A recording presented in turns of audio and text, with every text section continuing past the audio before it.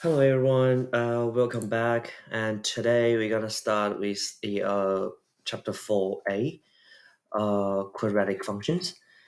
So as we know, we actually learn a little bit about what the transformation looks like, and then compared to the difference, the graphs, and we learned during the year 11s. And as we know, we can say dilation, reflection, um, and also translations and so on is pretty important for us to learn how to do the transformations.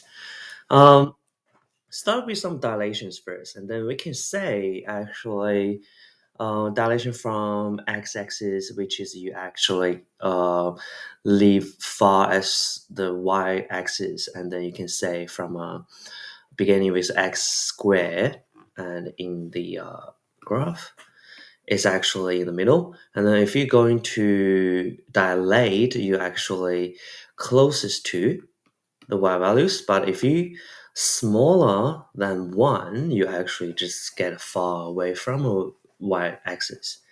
And also translate a parallel to the x-axis, which is you actually shape the whole graph to the left or right.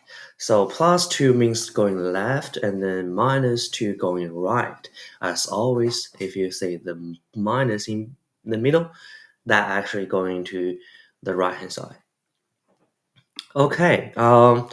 Also, sometimes we will say some like translations for parallel to y-axis, which is you had the whole x squared, but a +2 or -3 in the whole shape, which is you going up if you +2, if you're going down, which is -2, so which is depends on your numbers.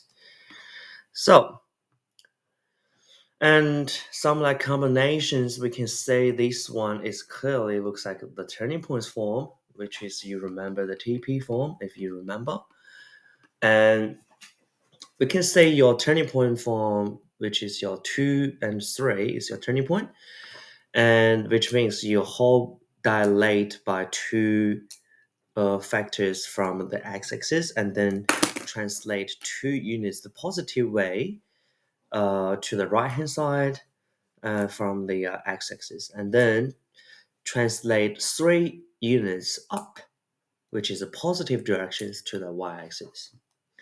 So as we can say, the turning point form, which looks like y equal to a, x minus h squared plus k, and minimum, maximum points, and also the vertex points h and k, and make sure the symmetry in the x which is equal to h, so which is your turning points x values. Um, from norm, actually, we can sketch the graph to practice with.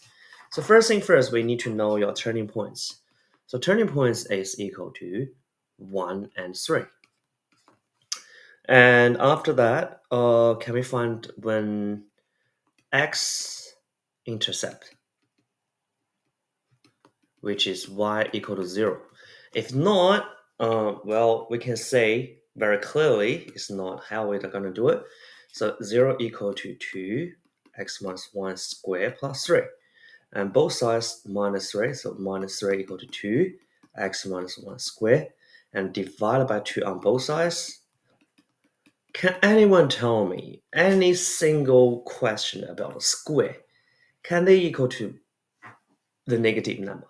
This not gonna be exist. So which means no x-intercept. Perfect. And then, okay, once you know this one, and we're gonna find out y-intercept again, which is x equal to 0. So when x equal to 0, so that actually equal to y equal to 2 times 1,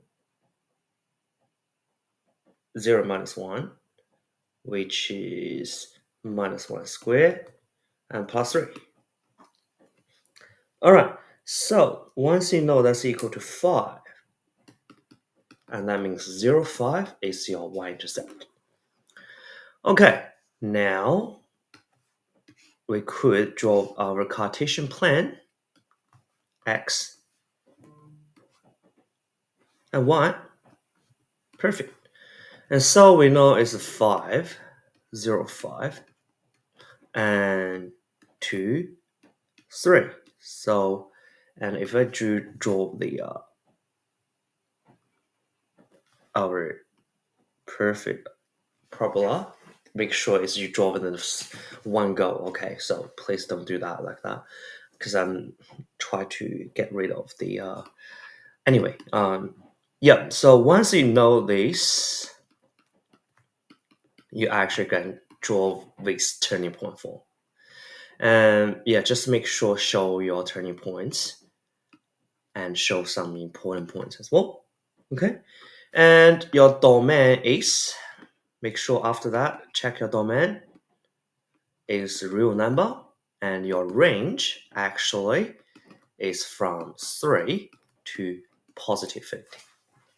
Okay, perfect. And this one we leave during the class and we doing together.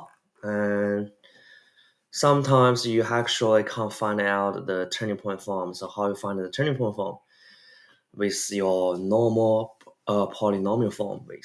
So using x equal to negative b over 2a, that's your x value, and then substitution the numbers after that put into the y.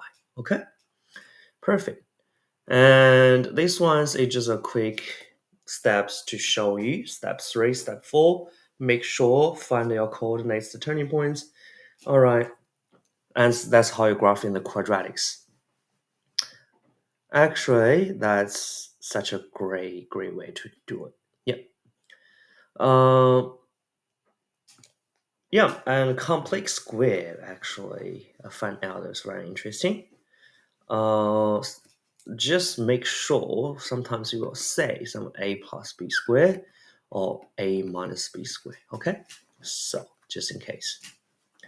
Quadratic formula, please know how to use it. If I'm asking someone to think about it, if x actually, sorry, if the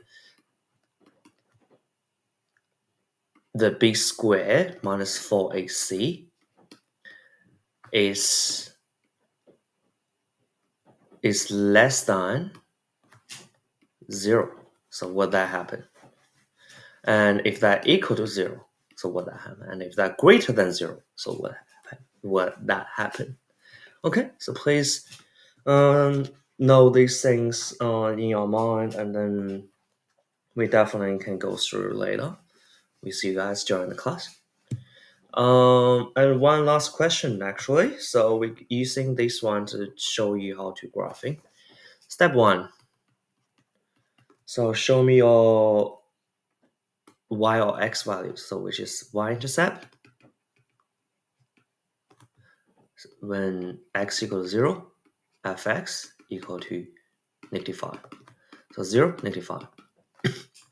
Step 2, x-intercept. Well, I strongly recommend this one to using I think this one should using something like quadratic formula, if I think. Yeah, please do the quadratic formula, I reckon. Or you can write down as into a turning point form. After that, you will say the x equal to 1 plus or minus square root 7 over 2. And step 3, that equal to some turning points. So when x equal to negative b over 2a, so that equal to 4 over 4. Sorry, negative, and that equal to 1. So when x equal to 1, fx substitution in equal to 2 minus 4 minus 5, so that equal to minus 7. Perfect. So turning point equal to 1 minus 7. And the one last part is sketching the graph. So that will be looks like. That it looks like.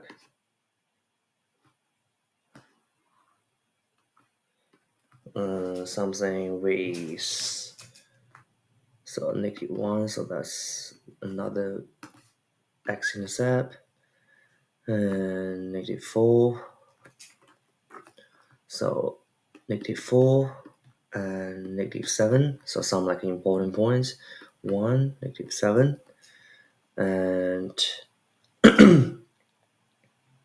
something like around 3, but actually not touching 3, so 1 plus square root 7 over 2, 0, and 1 minus -7 over 2, 0.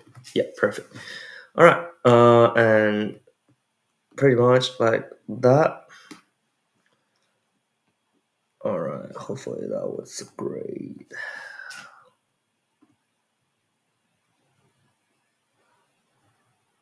Yeah, something like that. All right, bad drawing. Well, if I drawing on the whiteboard, that'll be much better. I will show you during the class, and yeah, that's it. That's all about the quadratic functions. Please have a look at the what we just said about b squared minus 4ac. So I want you guys to have a look. And sketching the graph of this one, please do your own time if you want to. And I will see you next time.